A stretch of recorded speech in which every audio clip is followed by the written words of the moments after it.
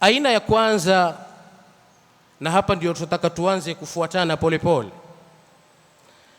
Aina ya kwanza ya dhulmu katika mirath, ambayo kwamba imezoeleka kwa baadhi ya wanaotumia adati na uruf, ni kudhulumiwa mwanamke katika mirathi yake. Imma huyu mwanamke awe kwa sigha ya binti, au huyu mwanamke awe kwa sigha ya zauja.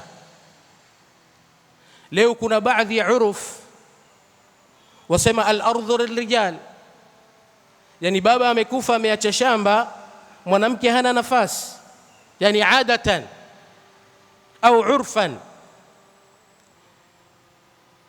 mwanamke harithi shamba, al-ardhu lirrijal. Kwa kutumika urfu hii au ada hii, pameingia dhulma ndani yake, kwa sababu Mwenyezi Mungu Subhanahu wa Ta'ala hakupanga namna hii. Hakuna sharia ambayo kwamba imempa mwanamke haki. Tusisikie hizi ishaat ambazo kwamba ziko kwa mwanamke amedhulumiwa na Uislamu. La, tukiusoma Uislamu sawa sawa, mwanamke ndio amepewa kipaumbele katika sharia, hasa katika kuchungwa haki zake, hasa katika kuchungwa haki zake. Sasa hirman baadhi alwaratha kulliya, au kuwaharamishia baadhi ya waratha, kama vile binti kuwa ni binti au mke kuwa ni mwanamke, hii ni kinyume.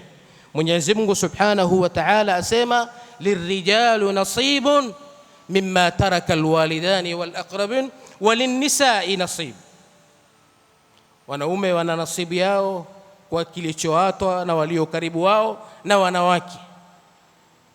Kumtoa huyu mwanamke kuwa harithi, kumtoa huyu mwanamke kuwa hafai, hii ni dhulma katika mirath.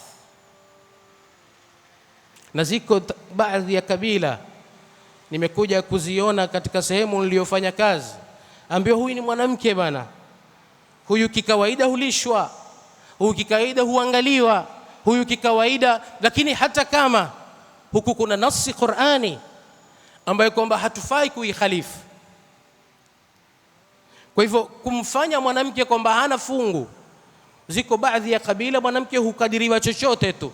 Baba amekufa ameacha mwanamke, mali yote itakwenda kwa mwanamume, yani yule mwanamke hubaki kama khadima, yeye ni afuate yule ndugu yake anavyosema, kwa dharura kwamba, au kwa sababu, au kwa kigezo kwamba yeye ni mwanamke. Mwenyezi Mungu Subhanahu wa Ta'ala amelikataza hilo, na limehesabika au limezingatika kwamba ni miongoni mwa dhulma katika mirath, wakati aliposema mwanamume ana fungu lake na mwanamke pia ana fungu lake. Leo anapokufa bwana na aache mwanamke au aache mke, huyu mke ana nasibu yake, na hii nasibu haikukisiwa na wanavyoni, iko kwenye Qur'an.